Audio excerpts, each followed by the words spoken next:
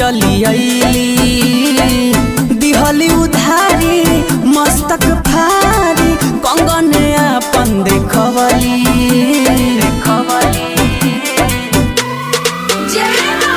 कंवरू कमठिया से रहसु बोलावले धावल माई चली अइली दिहली उधारी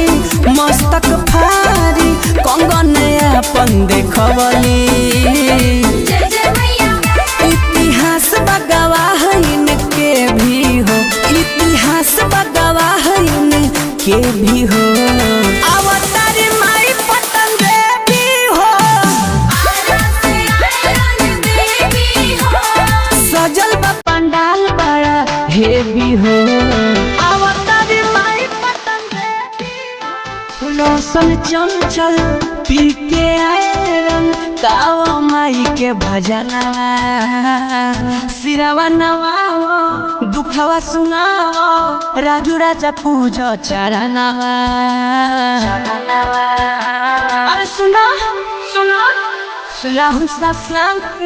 पी के आयरन गाओ माई के भजनवा सिरवा नवाओ दुखवा सुनाओ आयुष पूजो चरणवा मिली परसादी में जो ले भी हो मिली परसादी में जो ले भी हो।